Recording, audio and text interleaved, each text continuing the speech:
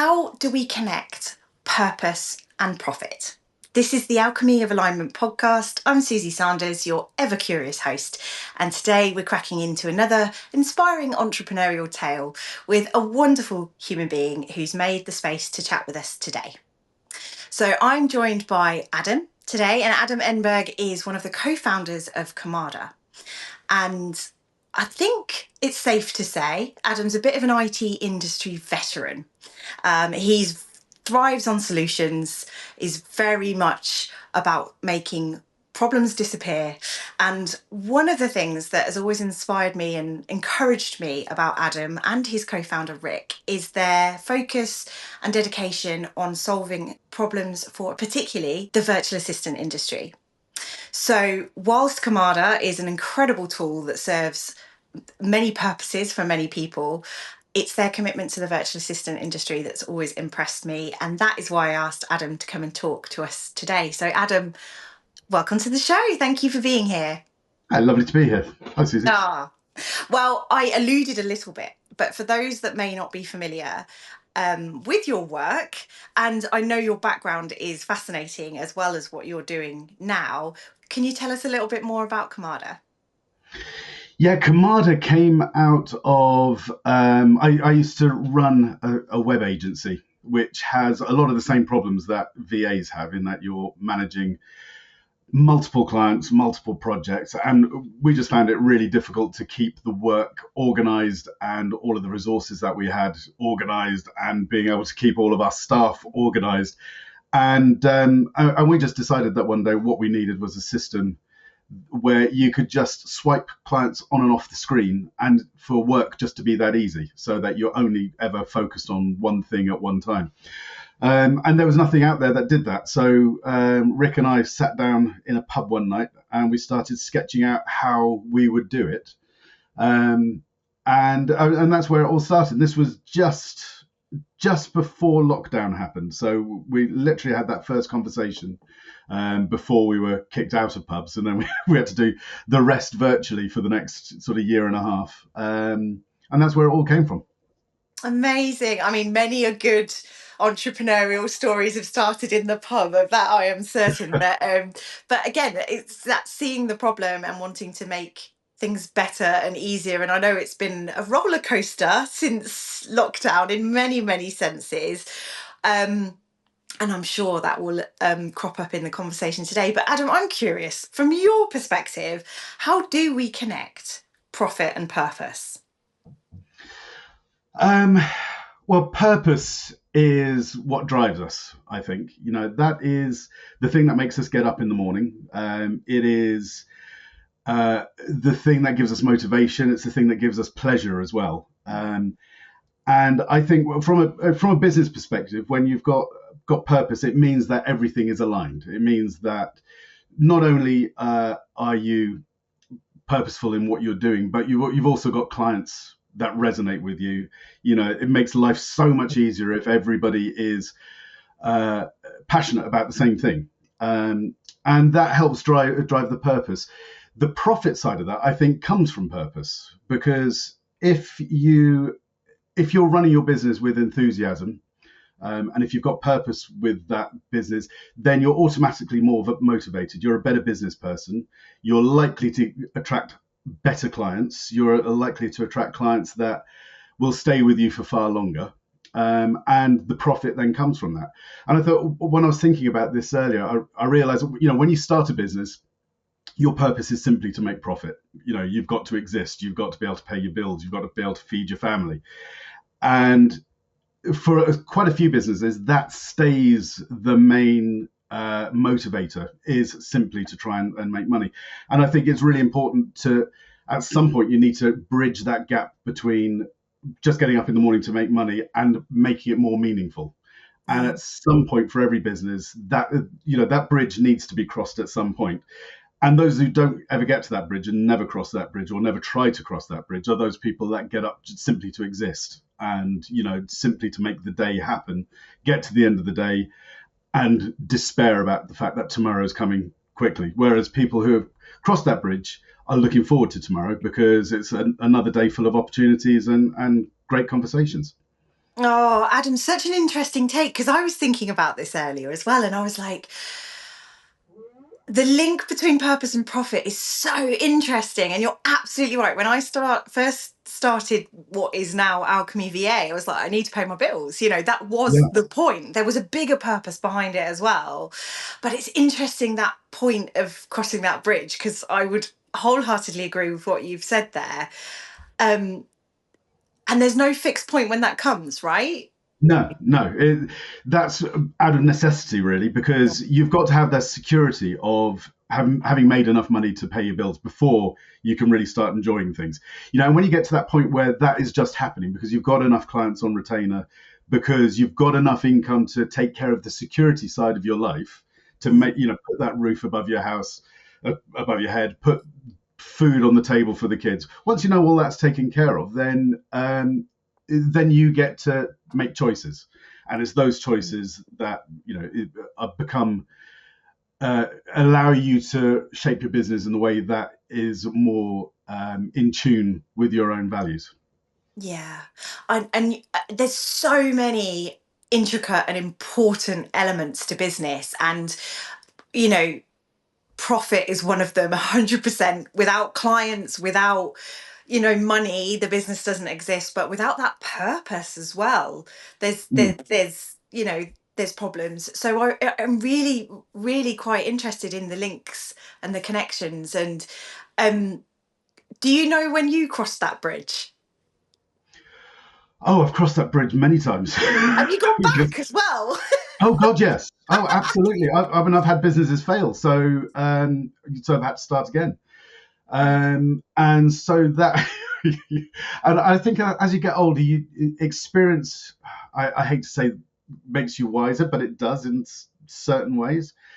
And you get to know that each setback is only temporary. That you can hit what appear to be life-changing setbacks, and some people, I'm quite grateful that I haven't had any, huge health issues or anything like that, which I know a lot of people have to deal with every day. But in terms of businesses having the problems that they have, I mean, I've stared at the ceiling in the middle of the night more times than I can count. But each time it happens, the easier it gets to get over it, because tomorrow is another day, and I think it makes it easier that when you do sit down and start a new business, like when we started Kirmada, the purpose was there from the get go. We knew exactly why we were doing it. I mean, obviously, we want to make a good living from it. We want to, profit is often seen as a dirty word, particularly in the UK. It shouldn't be. I mean, I think if you've got a good purposeful business, the profit will follow. It's the way the profit comes in is I guess it's the way your clients tell you you're doing the right thing, that you're providing value to them, and uh, and yeah, and having from the outset some idea of what your vision and your purpose is makes life a lot easier. It means that you can stay on the tracks much more easily if you know where you're going, and yeah, and having a purpose also makes business feel less shallow. You can be in it just for the money, but if you're in it to make people's lives better, and actually you get some joy out of the fact that when you get feedback from people, and it's good and they're praising you. I mean, what's not to like about that? Yeah, and I can relate to what you say there. I like to catastrophize. I've spent many a night staring at the ceiling, thinking, "What have I done? What am I going to Yeah, do?" But a really beautiful reminder that actually everything is temporary and it does pass. And sometimes, I mean, I probably shouldn't admit this, but I've had situations in business where I've just gone, why am I here again? Like, I thought I learnt this, I thought I figured this out. But actually, that wisdom that you mentioned, coming back and seeing it with fresh eyes, more wisdom in your yeah. heart, does help you kind of push through that. And I like what you say, Adam. The purpose comes first, and then the profit comes after, It's the product. naturally. Yeah. And I think you're right as well. Profit is a bit of a dirty word, isn't it?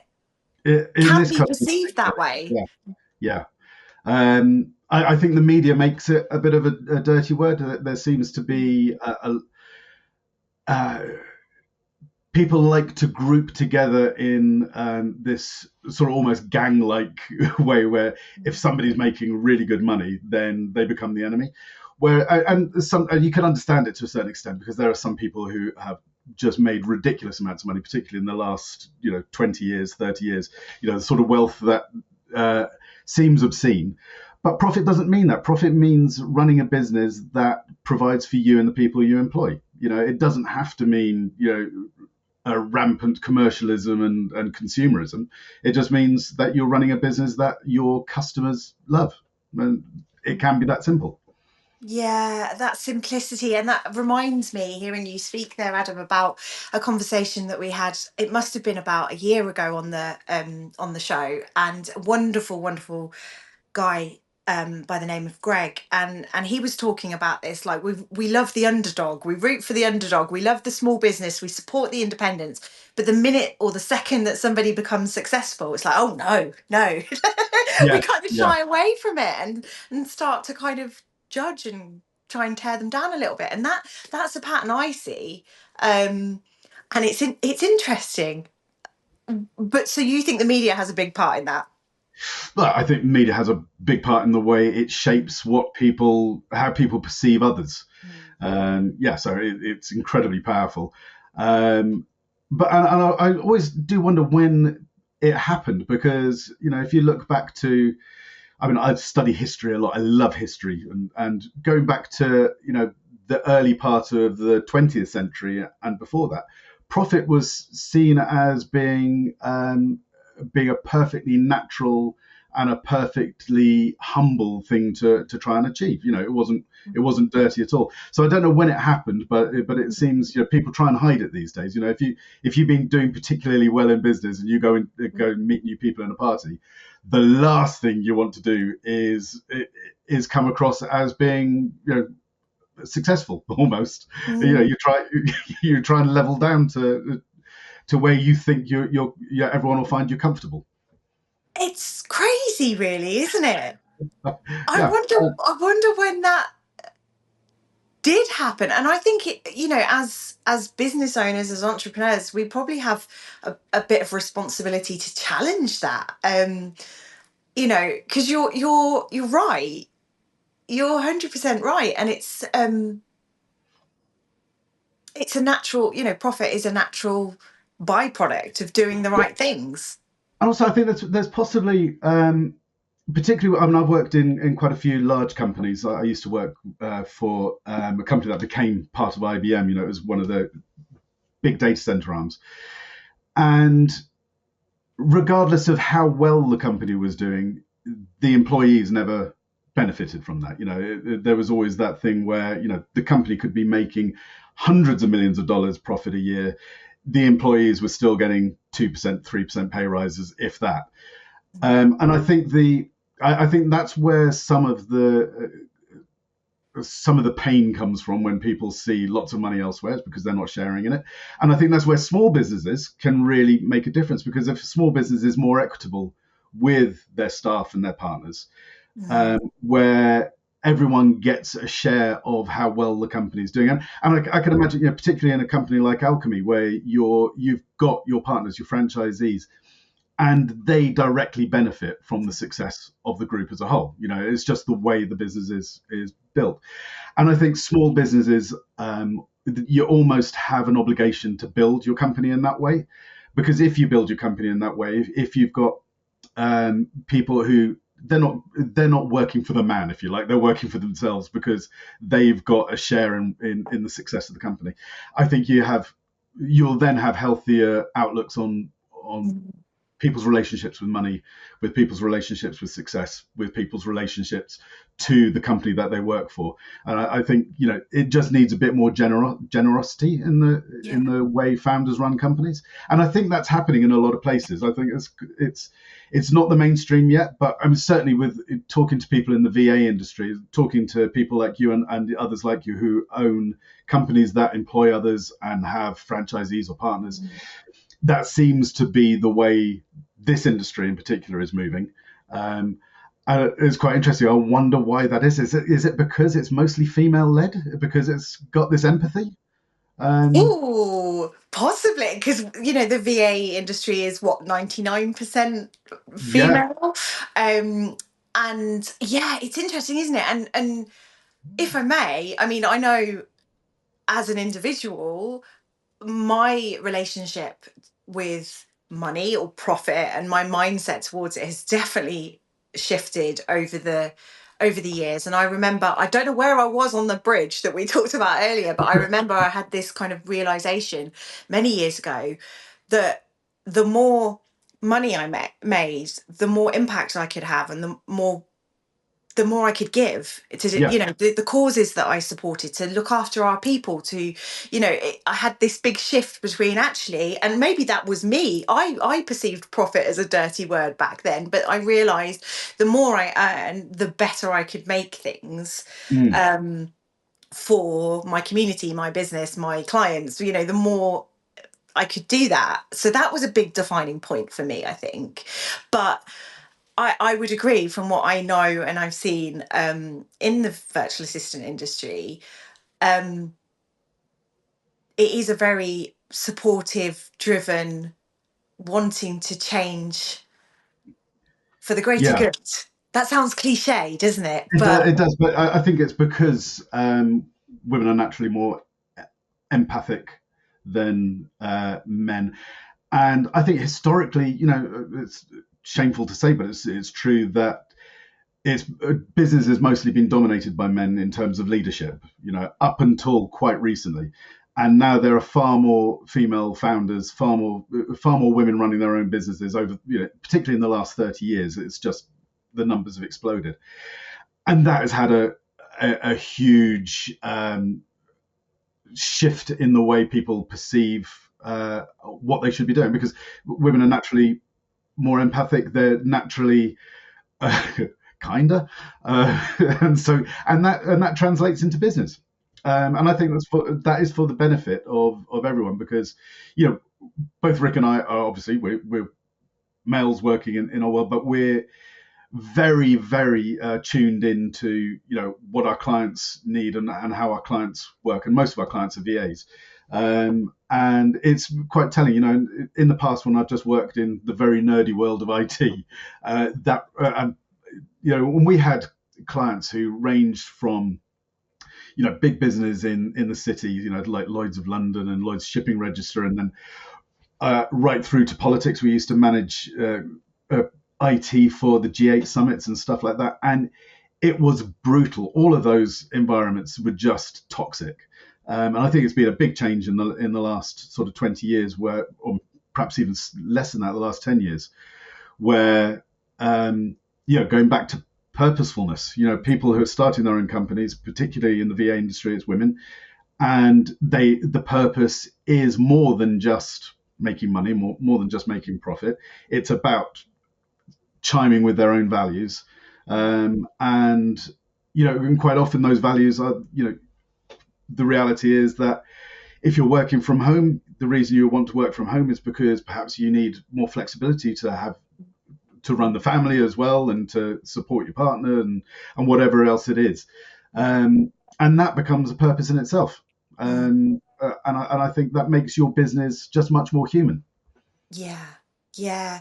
It's the purpose isn't just one big thing, is it? I mean, my story for starting out in the VA space is not unusual. I had my my first child, and I wanted to do things differently. There was no Mm, way I was going to be sitting in a cold, lifeless, soulless office for 8, 9 hours a day away from him if I wasn't feeling good about that. So, yeah, it is that it was that need for flex, that change. And Alchemy's purpose now is that we commit to grow together, so that no one has to choose between their family and their work, whatever yeah. that is. And that covers the purpose of our franchise partners, what we enable for our clients. And we without, it sounds very grand, but I would like to think we're contributing to the change in business. Business doesn't have to be this cold, hard, Mm, hard, strict, crushingly horrible thing. You know, business can be soft, can be gentle, but Well, you're still showing it is make a possible. noise. Yeah, you're Yeah. showing it as possible. I mean, quite often you must have seen it when you're looking at somebody's website, and or not necessarily small businesses. This is more, larger businesses where they will have these policy statements about how flexible they are, about how they put their people first. And 9 times out of 10 is, excuse the French, but it's bullshit. They're putting that there because their PR company told them to put that there. The reality of the day-to-day work is that's not how they do things. Whereas for smaller businesses and yours and mine, that is the way we do things, because that's the way, that again, it comes back to this purpose. That's the way we want to see things done. Um, and the reason that hasn't been done before is because everyone said, well, that's impossible. It's impossible to put your family first. It's impossible and have a good career. It's impossible to have flexible working hours and have a good career. It's impossible to study at the same time as work and have a good career. The employers wanted themselves to be put first and above everything else. And that's changing. And I think that's changing for the good. And do you think that's happened particularly since lockdown? I think lockdown had a massive shift. It's interesting you say that, because I was thinking my mind was drifting back to lockdown. So I think yeah, I mean lockdown, whew, it was a time, wasn't it? But I think Yeah. actually from my perspective, Alchemy was we were a few years into our journey, and we were just about to launch our first franchise 3 months before we went into lockdown. And actually, and I say this not to belittle how that period was for everyone, but for us as an organization, it was a hugely positive time, because a lot of the barriers that were there, in people's minds about remote working, is it secure, do I trust someone to do that, does it work, those types of things for businesses and potentially clients of ours, all of that stuff just dropped, because we had to work from home, we had to make it work, all of a sudden it was possible. So I think there was a big shift in that aspect, but equally, we had such a period of growth and interest in what we were doing, from the franchise perspective, because I think everybody had a chance to reassess what was truly important to them during Yeah. lockdown. I think unprecedented times it was. None of us had lived through anything like that in any closeness. No one knew what was going on, what to do. There was this cloud of chaos across all of us in Yeah. different intensities. And I think, on reflection, we all had a chance to say, actually, what is important to us. And that was echoed in the conversations that I was having with people at the time around, they were working from home in their job, but they still weren't fulfilled. And, Mm. them realizing what was important to them, and that they wanted to help shape the world, if you like, and they wanted to do it on their terms. So, but what was your take? What was your experience? Because you were building a business around that time. Yeah. I mean, it crushed my existing business, lockdown. So in that way, it was very, very stressful. And at the time, we were fostering children as well. So we were looking after, my wife and I, looking after kids, in quite challenging circumstances. But I mean, that's you can quite easily look at the negative side of things. And I know for a lot of people, lockdown was horrific. I couldn't imagine being stuck in a flat with a whole family, and not being able to move. That must have been, particularly for kids, that must have been really difficult. But what it did give to us in particular was time. And I don't think we'd ever been given the gift of time before, where you actually had time to contemplate, to reevaluate what you're doing with things, to plan what you're going to do in the future, and to be able to wake up each morning and you're not working because you don't want to work. You're working because nobody's letting you work. As a self-employed person, I just didn't have any work. And so it gave, the bright side of it was you were able to sit down, plan things, make use of that time to do something better in the future. And I was quite grateful for it in some ways. Even if it was financially catastrophic for us. It was, you bounce back. Like I say, wisdom tells you that you'll bounce back. 100%. And I found it, and maybe this is just my perspective, because I fell pregnant towards the end of the last lockdown. So I felt like I emerged out of lockdown a lot differently and a lot slower to most people. But I found it really interesting how everyone just, it was almost instant. It was like back to normal. Yeah, Did yeah, you feel that as well? yeah. I mean, I remember it was quite weird because people were still wearing masks a lot in public Mm. after the last lockdown, and we decided. My wife and I, there was a musician that we both really wanted to see, a Canadian called Ben Kaplan, and he was touring the UK just coming out of lockdown. And we drove over to Bristol to this room above a pub. And it was the weirdest thing, a room with 200 people in it, crammed together when everyone was still hyper, uh, sensitive about, I'm breathing their breath. And it was I remember thinking, how weird is it that the thing that would have been so natural 2 years before was now felt threatening and strange, and you had to fight your own emotions to get over it. But we stayed and we loved the concert, and neither of us Oh, got ill. great. That must have been such a surreal experience. And that's the thing, it kind of, and maybe it's because I was, I was still kind of bubbling a little bit and keeping myself Yeah, out of the public eye while I was dealing with a really difficult pregnancy. But I was observing this kind of switch back to normality, thinking, is anyone processing what's happened? Because this has been bizarre. But everyone just seemed to be throwing themselves back into these like experiences that we were craving, and it was just, yeah, really bizarre. And I mean, how many years ago was it now? 5, 6?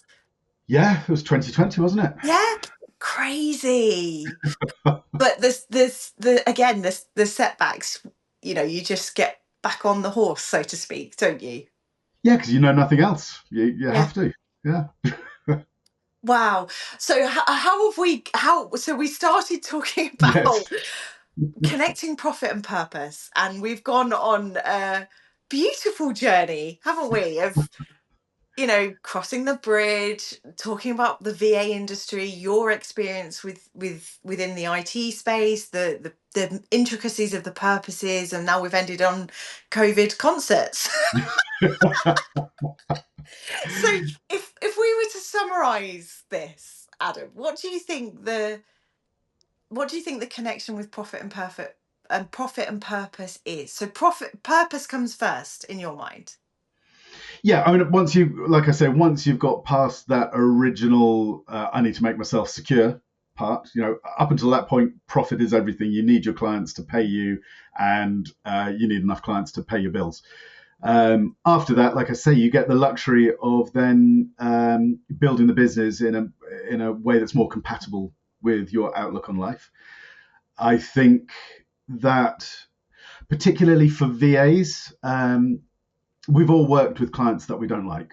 And sometimes, when we're working with clients that we don't want or don't like or don't resonate with, we do that out of necessity because we need the business. Um, but nothing feels better than getting to the point where you are building your business around clients that you do like, that you love working with, who love working with you, and you can then fire the clients that you don't like and get them out of your life. And there's nothing healthier than that, getting rid of the negativity that comes with a bad working relationship. Bad relationships in general are bad for your soul, but particularly in business, because you have this reliance on them. And if you're relying on somebody you don't want to be relying on, and you hate working with them, and they have different values to you, or they're unpleasant, or they're impolite, or they don't respect you, um, building the business around having a purpose means you can get rid of those people out of your life, and that just makes everything just so much happier. Yeah, because that's it. Business is allowed to be joyful. It's not sunshine and rainbows all the time, but you know, you don't start a business to create a shit job for yourself. Yeah, I mean, yeah, I've done it. but again, it's that realization that the freedom and the choice that you have in who you work with, how you're working, when you're working, that is the thing that we need to remind Yeah, ourselves of exactly. and lean into. Oh, Yeah, absolutely. Adam, thank you. I have thoroughly enjoyed this journey with you Yeah, me too. today. Thank you, Suzy. And this is the end of another episode. We will put some links in for those listening that need to connect with you or need to have a demo of your incredible software, and we'll make sure that's all there. But Adam, thank you. And to you, if you're watching, if you're listening in, thank you for joining us today, because time, energy, focus is so precious. And I'm really grateful that you've given us a little of yours today. So we'll be back soon with another episode. I'm Suzy Sanders. I'll catch up with you soon.